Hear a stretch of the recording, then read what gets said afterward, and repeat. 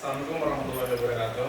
Waalaikumsalam warahmatullahi wabarakatuh. Bagaimana kabarnya anak bapak? Alhamdulillah baik Pak. Sudah siap belajar? Siap.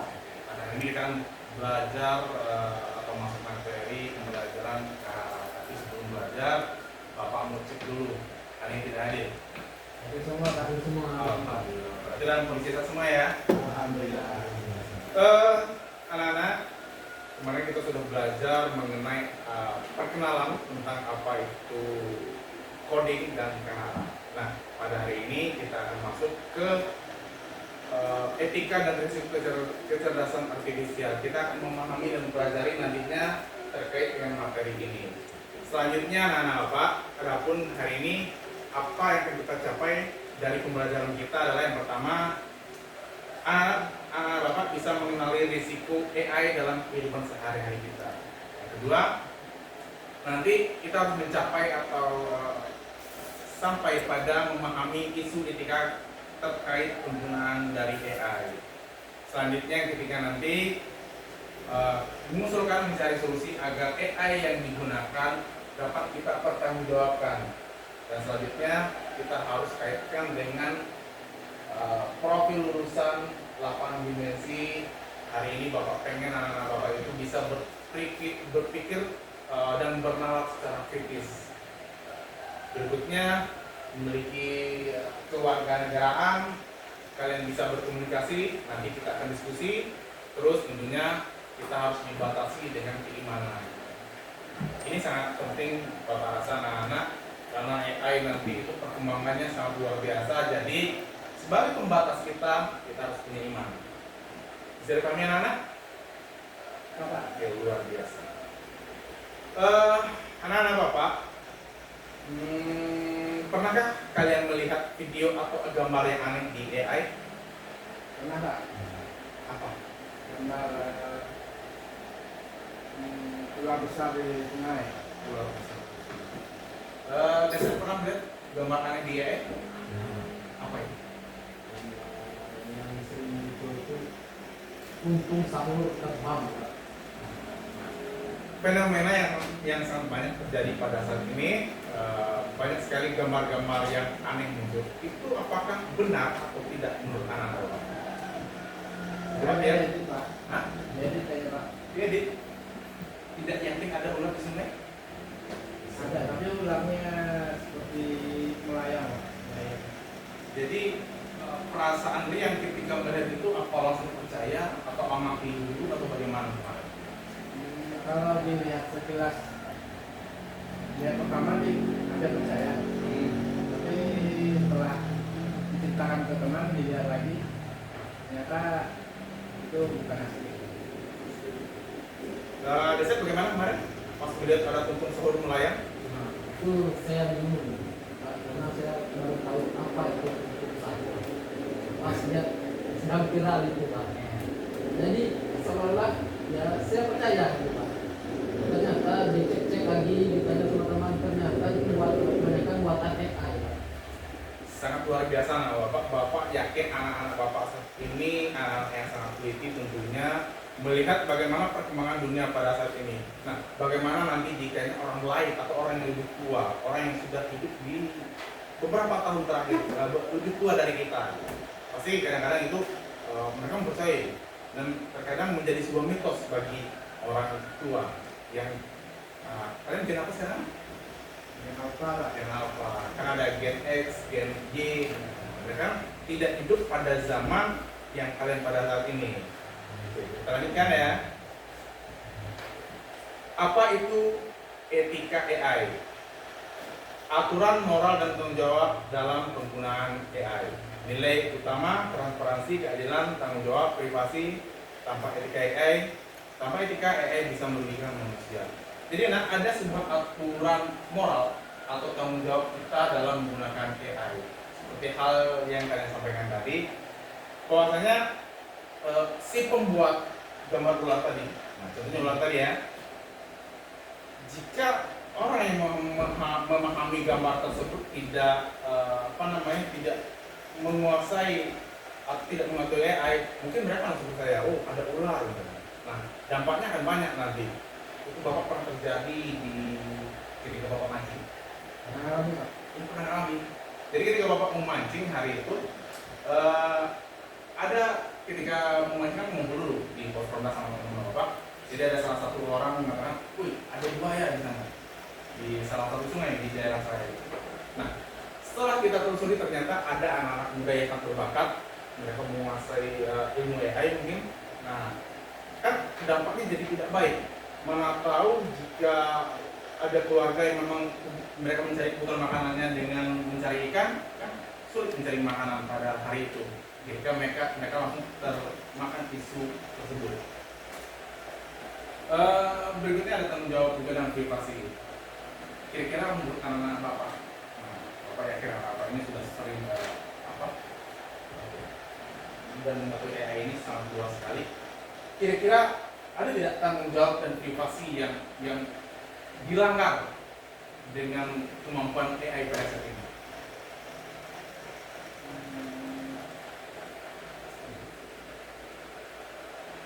Benar? Biasanya sering itu, di berita sering diberitakan. Jika ada penipuan, ada kalian ingat kemarin ada mungkin Desep ini tahu kakak Desep. Ada yang namanya siapa namanya? Dia upload kredensi anak Pak luar ada dia. Nah, jadi ada sebuah video menampilkan bahwa dia mendapatkan uang yang banyak, menang kuliah. Nah, siapa namanya? Bukan teman kamu. Adik-adik. Nah, itu kan salah satu privasi yang dilanggar. Mungkin kalian bisa nggak? Bapak yakin ini bisa nih. Kalian bisa nggak berubah foto menjadi video? Ini si Desa sering bikin story, Bapak sering lihat ya. Jadi ada sebuah etika yang merugikan orang lainnya. Ketika mereka menggunakan AI tanpa tanggung jawab, atau mereka mencari keuntungan dengan menggunakan AI. Jadi video tersebut kan terus berluas dan akhirnya ini tetangga Bapak ada yang sebelah rumah itu ada ibu-ibu yang percaya dia langsung buka rekening dan berbagai macam caranya mengikuti langkah-langkah yang disampaikan oleh video tersebut. Nah, hal tersebut tentunya merugikan orang lain dan si korban juga. Oke, kita lanjut anak-anak, mungkin sudah dipahami ya. Berikutnya, resiko dalam AI dalam kehidupan sehari-hari ada 3. Yang pertama privasi data. Data kita bisa bocor terus iklan tanpa izin. Mungkin dari gambaran yang Bapak sampaikan tadi kalian bisa mengingat kembali gimana ya, atau mengingat kembali pernah nonton di TikTok atau di Reel, atau memang seperti pengalaman tetangga kita tadi. Berikutnya ada deepfake atau hoax, informasi palsu yang menyesatkan. Terus ada diskriminasi algoritma atau AI bias, tidak adil. Jadi AI ini semacam seperti hal yang kita didik sendiri, kebiasaan dari kita, dan dia muncul lagi apa yang telah kita berikan informasi kepada mereka. Ada privasi data yang bocor. Kalian pernah nggak anak-anak kan punya kartu keluarga ya? Tahu kan? Ketika masuk sekolah kan BTU-nya berikan kartu keluarga. Nah, dari data-data itu data privasi, karena ada NIK, ada nomor induk kalian. Terkadang beberapa aplikasi. Ini Bapak lihat anak Bapak kemarin minta KTP Bapak. Dia main yang ini tuh, yang bisa interaktif. Apa namanya? Roblox ya? Roblox minta KTP. Jika, Minta KTP Roblox. iya dia minta KTP. Katanya kalau tidak pakai KTP maka gimana ya? Nggak bisa ini ya, nggak bisa interaksi ya. Oke. Nah, jika KTP itu masuk ke dalam aplikasi itu dan digunakan oleh orang-orang yang tidak bertanggung jawab, maka data pribadi kita tentunya akan bocor. Tanpa izin kita tentunya banyak hal-hal yang merugikan kita. Itu privasi data. Yang kedua ya, ini seru ini. Ini kadang-kadang tangga Bapak ini sering ngobrol-ngobrol, ibu-ibu sering ngobrol tentang informasi palsu yang menyesatkan. Nah, akhir-akhir ini sering terjadi demo setelah di bulan Agustus ini. Menurut kalian ada tidak informasi palsu yang sering bermunculan di reel kalian, itu yang fake dan hoax tersebut? Ada nggak kira-kira? Dari pembicaraan orang tua kalian mungkin, dari pembicaraan tetangga kalian mungkin, ada nggak yang kalian lihat? Sepertinya ada Pak. Apa? Yang kebetulan orang tua saya juga memakai bapak buku. Ya. Dan dari video yang dia tonton katanya ibu ini jadi beban negara. Oh iya, Bapak lihat. Itu hasilnya benar, Bapak bohong. Oke. Itu berat sekali. Kemarin sering banyak sekali berita heboh di mana ada video itu Ibu Menteri ya, oleh kita. Nah, setelah diamati ulang dan dicoba diteliti ulang dan dicari dari informasi lainnya, ternyata itu adalah salah satu video palsu yang menyesatkan dan akhirnya membuat gaduh kita satu Indonesia. Ya, itu banyak guru-guru yang kemarin hampir berhenti mengajar karena melihat dari video tersebut. Jadi itu salah satu dari banyak sekali contoh yang lainnya di fake dan hoax tersebut. Oke, Bapak rasa anak sudah mampu memahami. Selanjutnya ada yang bias tadi itu ketika kita memasukkan informasi yang terlalu banyak dan akhirnya membuat ketimpangan terhadap yang kita hasilkan dari sebuah algoritma dari pencarian. Tidak sesuai Pak. Ya, tidak sesuai. Oke, kita lanjut anak-anak.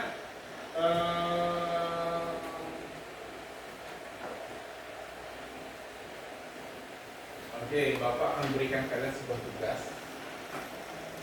Apa yang selanjutnya? Ini apa yang selanjutnya? Ini ya, oke. Bapak sekarang mampu mengerjakannya. Jadi Bapak pengen kalian menganalisa sebuah kasus. Coba dipahami ya, skenario kasus. Nah, kalian pilih salah satu, nanti kalian Ditulis jawabannya Pak. iya, kalian tulis jawabannya dan beserta solusi. Ini kalian tulis sendiri bisa. Nanti kalian yang mana? Yang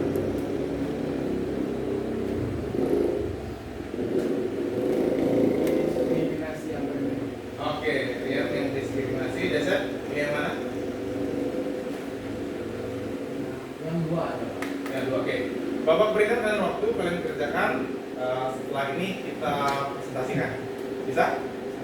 Oke, Bapak kasih waktu kalian untuk membuat tugas.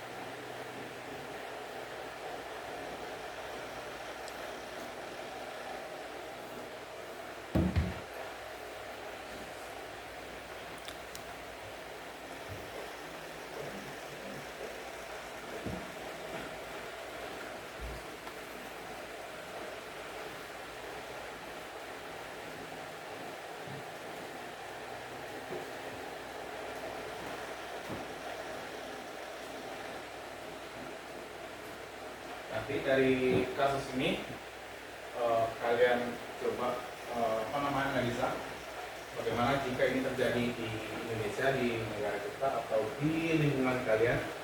Dan nanti Bapak juga minta coba kalian carikan solusinya. Tidak usah jauh-jauh, coba kita cari yang terdekat saja. Boleh tetangga.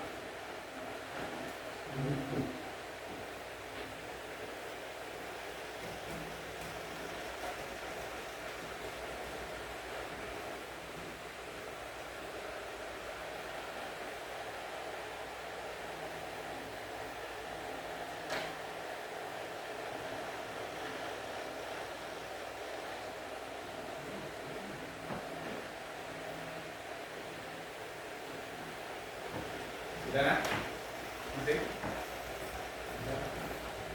Riset sudah? Itu lebih Pak. Contohnya tidak usah jauh-jauh. Mungkin kalian pernah ingat COVID dulu, itu sering terjadi. Berita-berita palsu kalian bisa pakai menjadi kasusnya.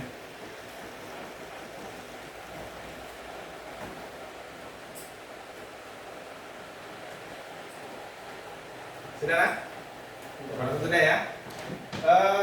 Silakan terlebih dahulu si Ananda Ria. Boleh berdiri nak? Terima kasih Pak Kadina.